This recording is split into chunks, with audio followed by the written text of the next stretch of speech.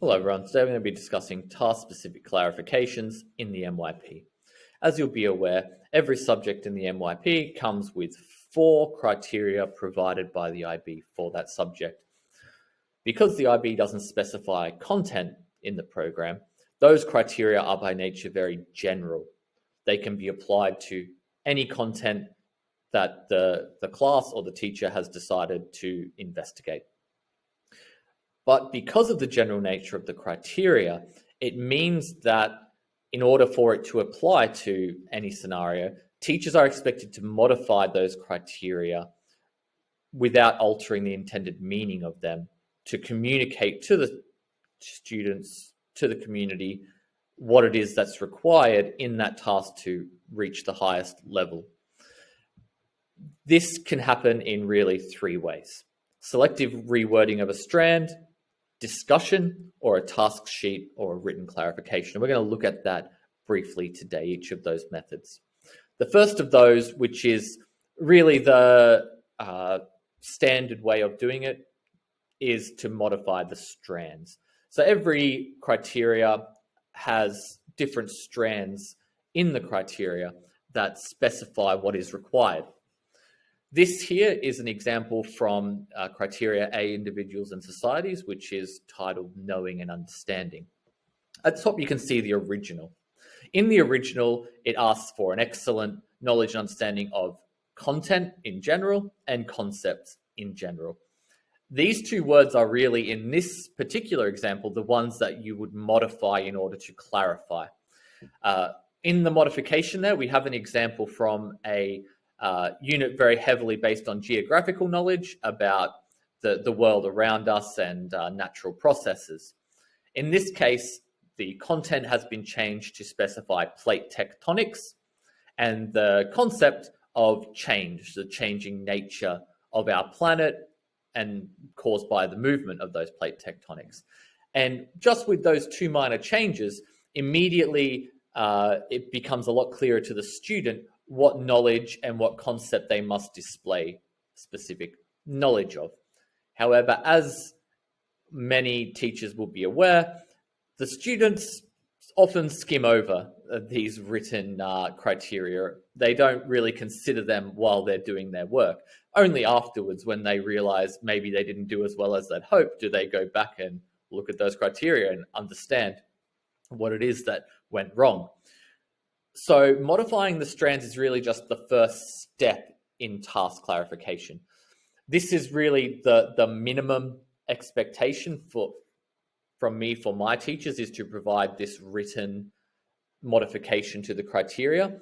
But in general, I would always be looking for it to be combined with one or both of the next methods. The next one being a task sheet or a written clarification. So in my current school, we are using ManageBack, where essentially when you set up the task on ManageBack, you are creating a task sheet. And on that task sheet, you provide scaffolding and clarification about what it is that you're looking for and how that corresponds to criteria. On the screen now is an example of that from one of my Year 7 Individuals and Societies lessons. This is a brief excerpt from one of those task sheets, written clarifications from ManageBack. In this section of the task sheet, I've given them quite a detailed outline of the essay structure I expect, because it's from the beginning of Year 7. They're not expected just yet to know the expectations of an upper school essay structure. So I've broken it down for them in quite some detail. And in fact, even in the e-assessments in MYP 5, you'll notice they often give quite a detailed breakdown of what should be included within the extended questions. So it's not something that is out of line even for upper level students. Under that, I've then made clear which parts of this task relate to which criteria. So the communicating criteria is specifically looking at the essay structure, and it must be as above, with the references in the correct format.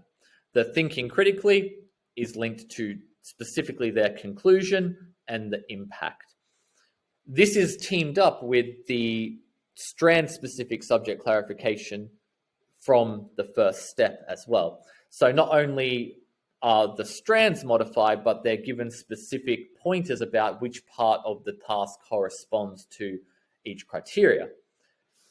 Still not enough. As I said, even when you go through it with students and tell them to read their task sheets, you'll always get someone who doesn't read the instructions, doesn't understand the instructions, and is not willing to speak up, which is why you should always combine these first two methods with discussion.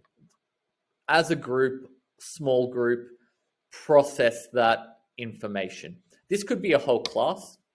It could be that you have different abilities within your class, and some of the more gifted students are capable of comprehending the instructions mostly on their own, and you do this with a smaller subset who are maybe finding it more challenging. But regardless, you need to take the time to discuss the task and the success criteria at the beginning, especially the year group from my previous example, like year 7, which would be in the US grade 6. They can be very enthusiastic. It's a great age. They're still always very enthusiastic about learning. They want to jump into the task. As soon as you mention what they have to do, they're ready to go. But before you jump in, you really have to discuss with them what they need to do to be successful. Hold them back just a little bit, hold back the floodgates of enthusiasm and have quite an in-depth discussion about the criteria, what they mean, what it means for this task. It may seem a bit forced at times, but over time, by having these discussions, the students internalize the criteria and what it means to meet the criteria. And you'll actually have to have, less discussion time for those clarifications as they progress through the program, because after they've had it 3, 4, 5, 10 times, it's ingrained in them what each of the criteria means. And one big one is that it really eliminates any uncertainty at all about what it means to achieve at the highest mark bands, especially if you've got students who are aiming for a high level. They can be quite disappointed if when they get the results back for their task, it's not what they were hoping for. Now, almost always, or always, in fact, you should be able to show them where they didn't meet the criteria, and then they would understand. But it would be much better, actually, if they understood that from the start, and then they would have achieved at the higher level. And so it eliminates any uncertainty there, and it can reduce those number of difficult conversations that you have to have with students, pointing out where they didn't meet the criteria, because you did it at the start and they avoid the mistake from the beginning. So overall, you can do either one of these and it satisfies the requirement for task-specific criteria, task-specific clarification. But realistically, you need a combination of all three to help the students understand the criteria and achieve at the highest level. Very interested to hear what other people do. If you have any other methods of providing task-specific clarification, maybe someone doing it collaboratively with the students. Regardless, if you have different ideas, thoughts, and opinions, please feel free to share them below.